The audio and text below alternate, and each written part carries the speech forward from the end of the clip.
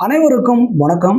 இளையராஜா பாடல்களுக்கு மயங்காத ஆளே கிடையாதுன்னு சொல்லலாம். இந்த 2K கிட்ஸ் ஜென்சி கூட இளையராஜா பாட்டை வந்து கேட்காதவங்க கூட நம்ம வந்து ஒரு தடவை கேட்டு பாடுறோம் அப்படின்னு சொன்னோம்னு வச்சுங்களேன், அவங்க வந்து கேட்டதுக்கப்புறம் மதி மயங்கி போய் அதிலேயே ஆழ்ந்து பார்த்தீங்கன்னா, தொடர்ந்து இளையராஜா பாட்டை கேட்காம இல்ல. ஆனால் இப்போ நாமலாம் இளையராஜா பாட்டை கேட்குறோம். ஆனால் இளையராஜா பாட்டை கேட்க முடியாத சூழ்நிலை உருவாகிறது. கேட்க முடியாதுன்னா போட்டுலாம் கேட்கலாங்க. ஒண்ணும் பிரச்சனை இல்ல.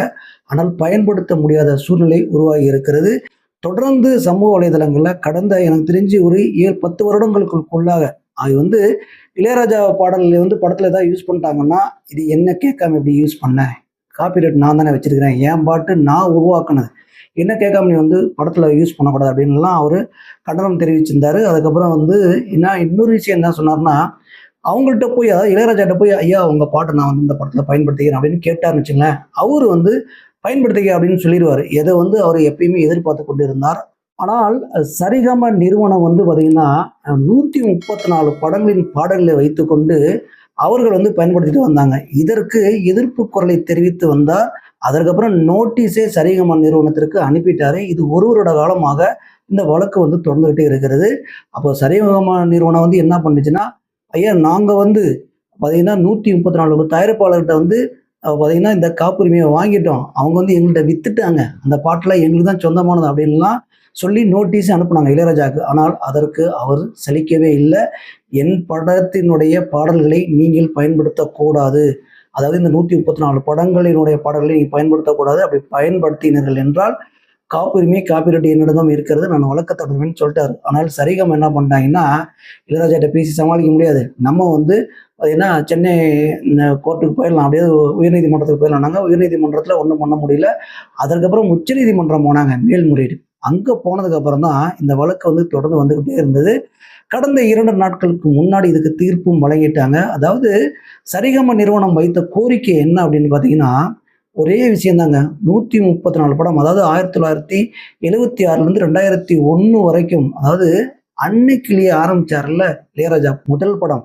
அதிலிருந்து 2001 வரைக்குமே அனைத்து படங்கள் 134 படங்கள் முக்கியமான படங்கள். அதனால வச்சுங்க ஏகப்பட்ட படங்கள வந்து அவரு வந்து மியூசிக் பண்ணியிருந்திருக்காரு. ஆனால் குறிப்பிட்ட 34 படங்கள் 134 படங்களுக்கு பார்த்தீங்கன்னா, தயாரிப்பாளர் அந்த படத்தோட தயாரிப்பாளர்கிட்ட இருந்து பார்த்தீங்கன்னா, அந்த பாடல் காப்புரிமைய வாங்கிட்டாங்க. அந்த தயாரிப்பாளரும் வித்த அந்த டாக்குமெண்ட்ஸ் எல்லாம் சரிகம நிறுவனம் வைச்சிருக்கிறது. அப்படி வச்சிருக்கும் பொழுது, அங்க கோர்ட்ல இதுதான் விவாதிக்கப்பட்டது. ஆனால் இளையராஜா தரப்புல என்ன விவாதிக்கப்பட்டதுன்னா, நாங்க வந்து இந்த 134 படங்களுடைய காப்புரிமைய வந்து என்கிட்ட தான் இருக்கு. அதாவது இளையராஜா கிட்ட தான் இருக்கு. நாங்க வந்து பார்த்தீங்கன்னா, அமேசான் மியூசிக், ஐடியூன்ஸ் அதுக்கப்புறம் 7 ப்ரோ அப்படின்ற நிறுவனத்திற்கெல்லாம் வந்து வித்து விட்டார். அதாவது இளையராஜா தன்னிடம் தான் காப்புரிமை இருக்குன்னு சொல்லி இவங்கள்ட்டலாம் வித்து விட்டார். ஆனால் இதை அவர் பயன்படுத்தக்கூடாது. இளையராஜாவே பயன்படுத்தக்கூடாது. ஆனால் அனைத்து தயாரிப்பாளருமே ஏன்னா சரிகம நிறுவனமான எங்கள் நிறுவனத்திற்கு தான் வந்து வித்திருக்கிறார்கள். இதற்கான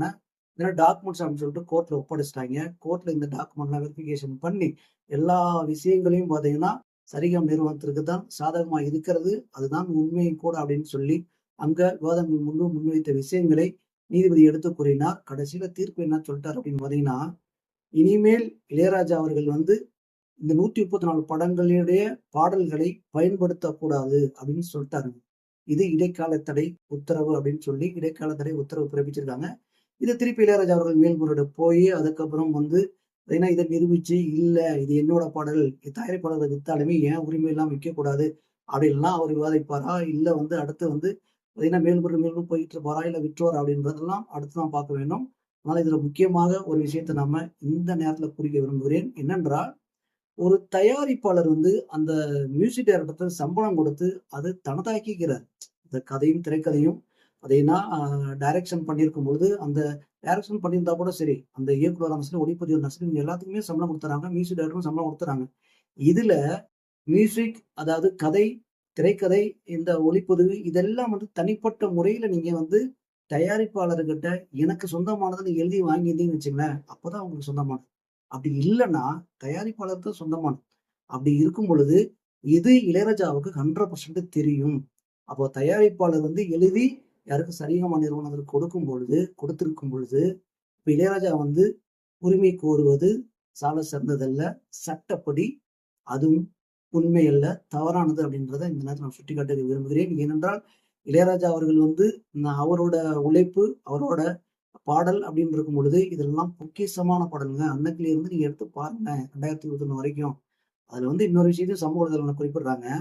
பொன்மாலை பொழுதுன்னு அவர் பாட்டு போட்டாரு. அதெல்லாம் வந்து இன்னும் கேட்டுட்டே இருக்கலாம். ஆனால் அந்த பொன்மாலை பொழுதில தான் இவர வந்து அந்த பாட்ட கூட பயன்படுத்தக்கூடாதுன்னு சொல்லி தீர்ப்பு வழங்கியிருக்காங்க அப்படின்லாம் சொல்றாங்க. அதனால இதெல்லாம் கேட்கும்போது கொஞ்சம் வருத்தமா இருக்கிறது. ஆனால் சட்டம் என்ன சொல்கிறது? நீதி என்ன சொல்கிறதுன்னா இதுதான். அதாவது தயாரிப்பு, அதாவது பணம் போடுபவர்களுக்கு தான் சம்பளம் குடுத்துட்டாரு இளையராஜாவுக்கு. அப்புறம் திருப்பி நீங்க வந்து நோண்டிட்டு இருந்தா என்ன அர்த்தம்? நீங்க வந்து இனிமே பண்ணும் படத்துக்கெல்லாம் வந்து இந்த காப்பி உரிமை, அதாவது இந்த பாடல்கள்லாம் வந்து எனக்கு சொந்தமானது அப்படின்ட்டு சம்பளம் வாங்கிட்டு எழுதி வாங்கிக்கங்க. மேட்டர் முடிஞ்சு போயிரும். இத நீங்க செய்ய தவறிவிட்டீர்கள். நான் அப்பொழுது வாய்ப்பு கிடைத்தால் போதும் என்று நினைத்துக் கொண்டு தான் ஒவ்வொருத்தரும் செயல்படுவார்கள். நான் உடனே இளையராஜா சொல்லிட்டு நினைக்காதீங்க. இளையராஜா நம்பி தான் நெறைய தயாரிப்பாளர் வந்து பார்த்தீங்கன்னா வாழ்ந்திருக்கிறாங்க. நெறைய படங்கள் ஹிட் ஆகியிருக்கு. இதெல்லாம் உண்மை. அப்படி இருக்கும் பொழுது சட்டம் சொல்வது பயனுள்ள இதுதான். அதாவது தயாரிப்பாளர் சம்பளம் கொடுத்து அந்த பாடல்களை அவரு பயன்படுத்திக் கொண்டார். அவரிடம்தான் அது எல்லா காப்புரிமையும் அவரிடம் இருக்கிறது. அவர் அப்படியே கொண்டு போய் சரிகம நிறுவனத்துக்கு இந்த பாடல்லாம் பயன்படுத்திக்கன்னு சொல்லி வித்துட்டு பணத்தையும் வாங்கிக்கிட்டாரு. அப்படி இருக்கும்போது இளையராஜா அவர்கள் உரிமை கொண்டாட முடியாது. அது சரிகம நிறுவனத்திற்கு சாதகமாக தீர்ப்பு வந்துவிட்டது.